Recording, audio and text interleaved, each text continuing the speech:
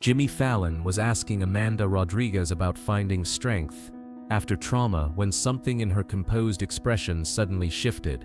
The 38-year-old woman, who had been speaking with quiet dignity about her advocacy work moments before, began trembling in her chair. "Jimmy," she said softly, her voice shaking, "I spent 8 years being beaten by my husband, and when I finally fought back to save my life, they put me in prison." The Tonight Show studio, which had been celebrating survivors and their resilience, fell into stunned silence.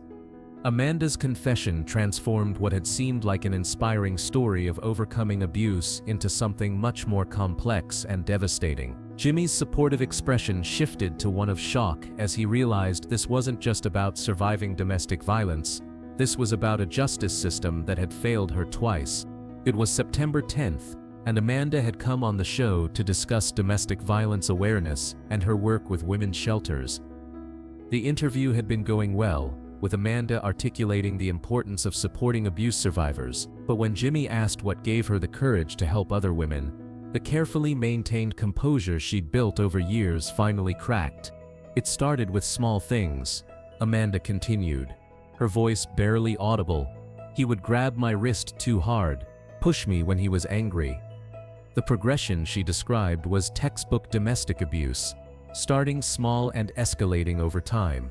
The studio fell into complete silence. Jimmy's face showed disbelief and growing anger at what he was hearing.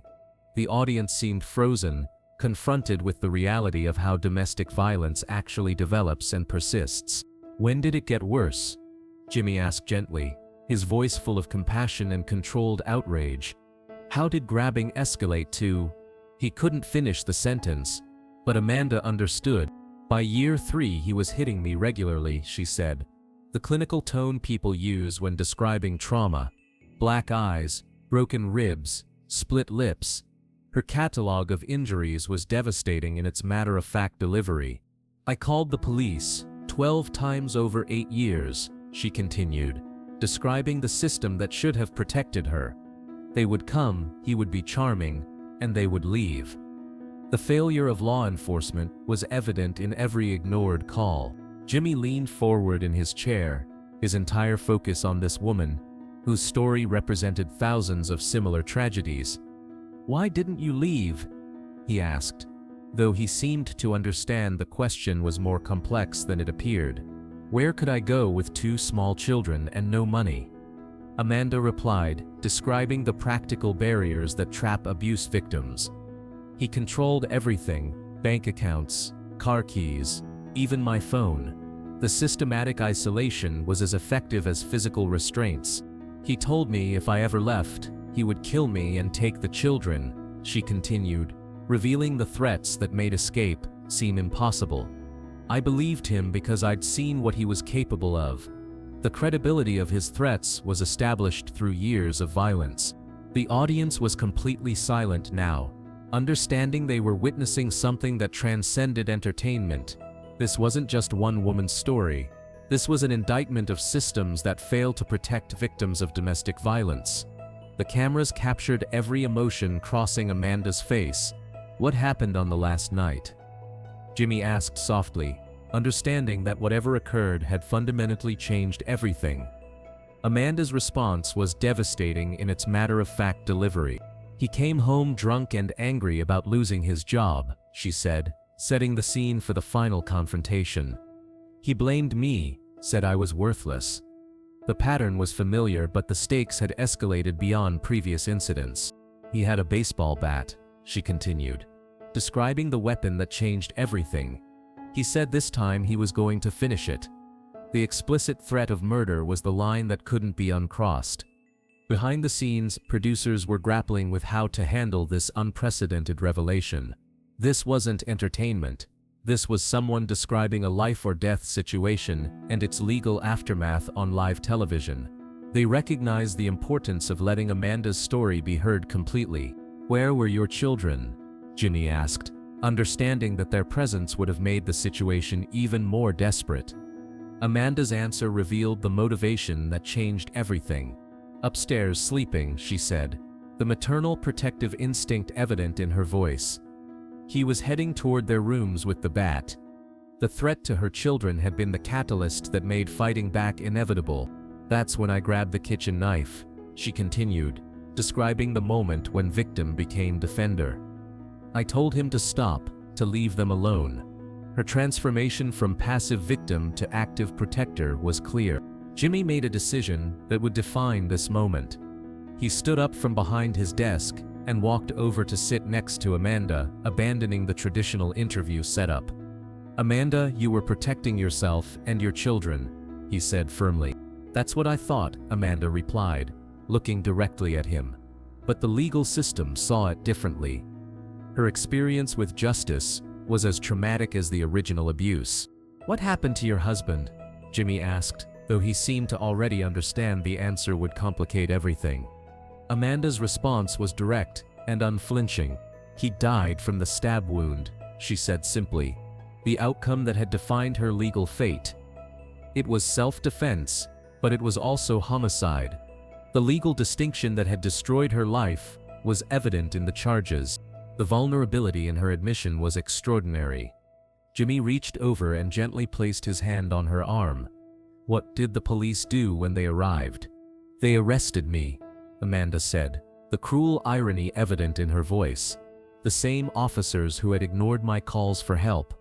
The system's response to her survival was as devastating as their previous inaction.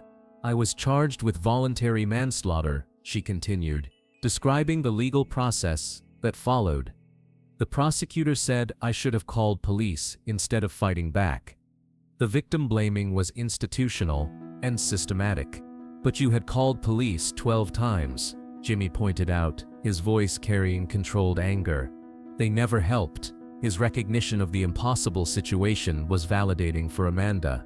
"The defense attorney said it didn't matter," Amanda replied, revealing the legal system's failure to understand domestic violence dynamics. "They said I chose violence over proper channels." The blame placed on her for protecting herself was devastating. The audience was visibly emotional now, many people crying as they recognized the impossible situation Amanda had faced. Her experience was creating space for understanding the complex reality of domestic violence and self-defense. "How long were you in prison?" Jimmy asked, understanding that the legal consequences had been severe despite the circumstances. Amanda's answer revealed years stolen from her life. 3 years, she said, the time representing childhood years lost with her children. "My kids went to foster care while I was incarcerated." The punishment for surviving had extended far beyond her own suffering. "What was prison like?" Jimmy asked gently, understanding this was another traumatic experience layered onto the original abuse. Amanda's description was both horrifying and inspiring. Terrifying at first, she admitted, describing the fear of someone already traumatized by violence. "But I met other women with similar stories." The sisterhood of survivors had provided unexpected support and understanding. "How did your children handle it?" Jimmy asked, recognizing that the family separation had been another form of victimization. Amanda's pain was evident in her response. "They didn't understand why Mommy went away," she said, describing the impossible conversation no parent should have to have. "I couldn't explain that I was in jail for protecting them." The children had been victimized by both the original violence and its aftermath. "Are you back together now?" Jimmy prompted, hoping for some positive resolution to the family separation. Amanda's expression showed both joy and ongoing struggle. "Yes, but it took 2 years after my release," she said, describing the bureaucratic barriers to family reunification. "The state said I was a violent offender." The label had followed her despite the circumstances of her conviction. The studio erupted in applause, but it wasn't celebratory. This was recognition of survival, outrage at injustice, and support for someone who had been failed by every system meant to protect her. The standing ovation lasted several minutes. "What would you say to other women in abusive situations?" Jimmy asked, recognizing that Amanda's words could help others facing similar impossible choices. Amanda looked directly into the camera. "That the system isn't built to protect us," she said with hard-won wisdom. But we have to protect ourselves and our children. Her message was both sobering and empowering. Document everything, she continued, offering practical advice. Keep records, take photos, tell someone you trust. Her survival strategy could help others build cases for protection. What needs to change? Jimmy asked, understanding that Amanda's experience highlighted systemic failures. Her response was both comprehensive and urgent.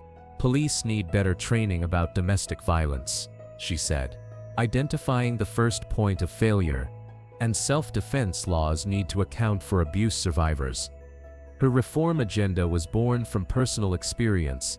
They talked for a few more minutes about domestic violence resources, about legal reform, and about supporting survivors who make impossible choices in desperate situations.